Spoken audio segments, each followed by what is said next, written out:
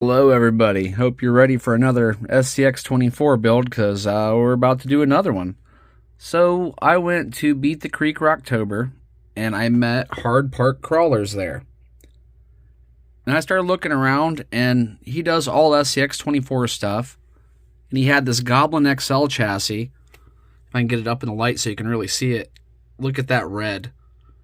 Said this was the special edition red carbon fiber. I believe this is a Goblin XL chassis, and it comes with sliders. I believe this is like a little battery mount area, and then this goes in the back. And while I was there, I went ahead and picked up one of his bodies too. And it's like I don't know, kind of like a mixture of a Jeep Gladiator and an FJ. I'm not quite sure what it is, but I like it. And it's only a half cab. And he went ahead and gave me one of his nice little scale banners like the one I have over here of mine, and I have a DSM one over here, and I have them spread out just different places, but so that one will be going up next. And he gave me some stickers. And so for this build, I knew when I got back I was going to be buying a couple of used SCX-24s from one of my friends, James, and this is one of them. This is his deadbolt. Yeah, the shot came off, and I just kind of left it there because I knew I was tearing it apart. But he already had some wheels on it and a little bit of brass and a few things. But I'm just going to use the stock electronics out of that and the axles. And pretty much I'm going to use it as the base for this build. Also, I did pick up a Hobby Fans servo. And this is a 12-gram servo. And it comes with the servo, the aluminum servo mount, and an aluminum servo horn. And these things are cheap. They're only, I think I got two of them for 20 bucks on sale. I got another one for another build. And then I went ahead and picked up these Injora high clearance links, and they're for the deadbolt, so I figured they'd work good for this build.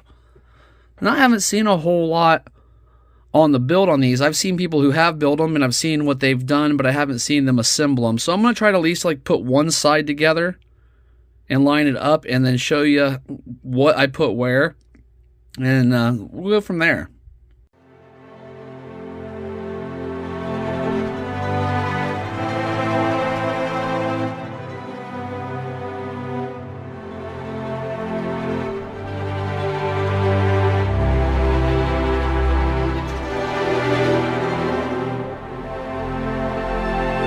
So the deadbolt is fully undeadbolted and turned into a pile of parts around here.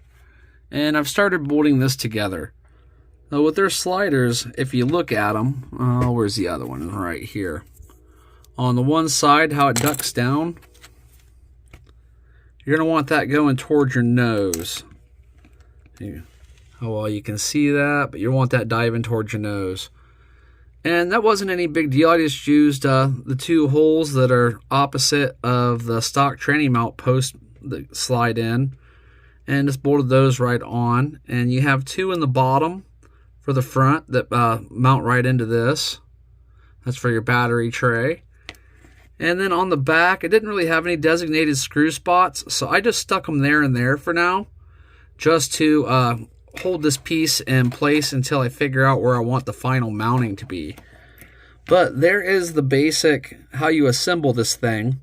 Now to come into play later after I move on to the body also comes with a body mounting kit, a hinge kit, and a few other things which I'll have to figure out after we get it up and running. But first thing to do is to finish this thing off. So I am going to bolt the other side on. And I believe I'm going to, on the other side, I'm just going to take the stock electronics and pop them probably right down something like that for now.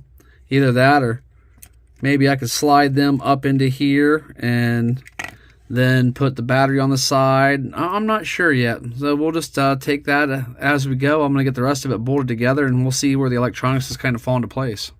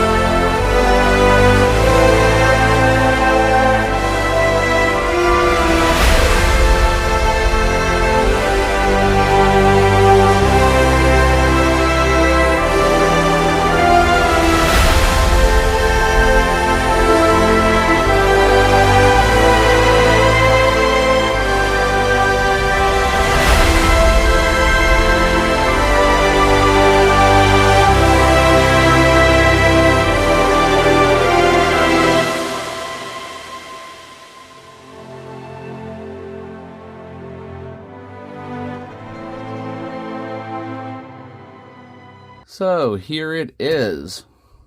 Flip the switch.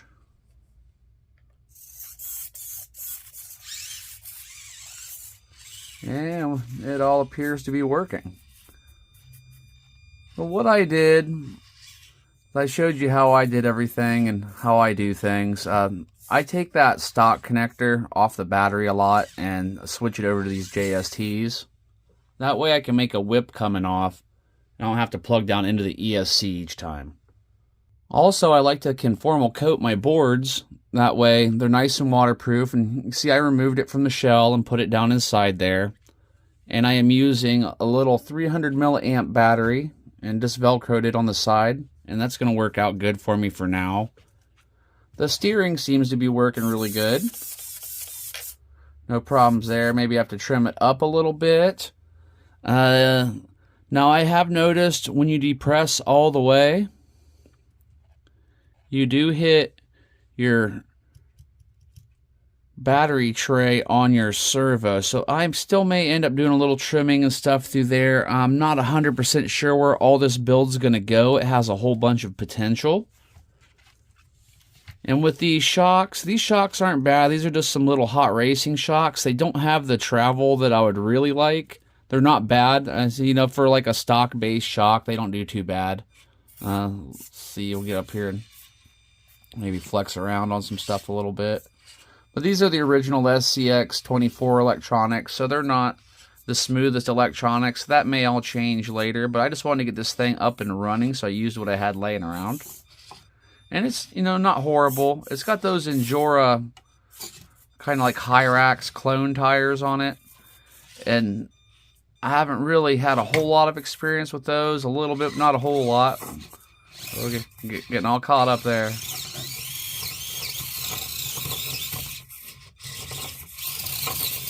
Oh, is it going to get free? Got it. All right. Yeah, I tend to wreak havoc around my desk once I get something little like this built. I just throw some stuff down and start driving around and usually end up knocking down about half the stuff I have. But I like the chassis. The way everything mounts on it is really good. It has a lot of different mounting options. And for the body, I said I'm going to end up doing that body. I'm going to do that on a different video, though, because this is going to carry on too long just as is this way.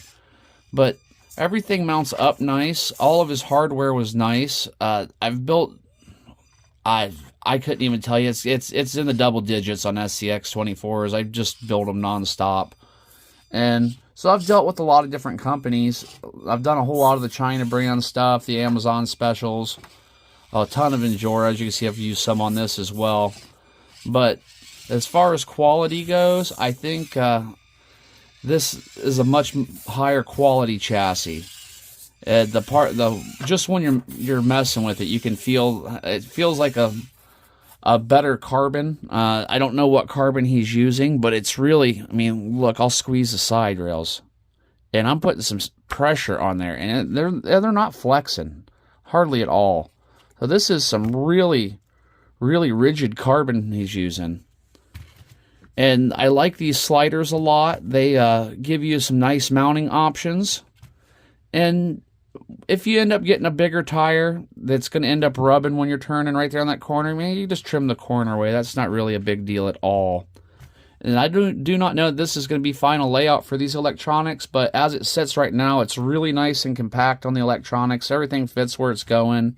I've conformal coated that board so it's waterproof, and everything's kind of just up and out of the way. So when I do get around to putting the body on it, everything should fit up nice, and I should have a lot of options.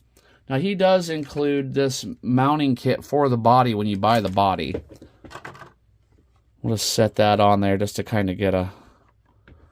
So that's the body that's going to end up on it. But I got to do a little research and see how his mounting system works. I know that I saw it at the show, but I just glanced at it. There's a cross beam in the front that allows like a spin nut to go down on, and I think he hinged in the rear.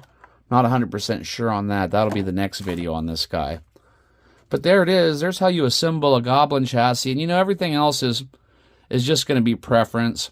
I had to mount these a little bit straighter than I wanted because I needed to get that height out of the rear end to match the front. But I'll probably end up ordering some of those 43 millimeter shocks, either in black or red. I didn't want to put the green ones I had on there because it just looked funny.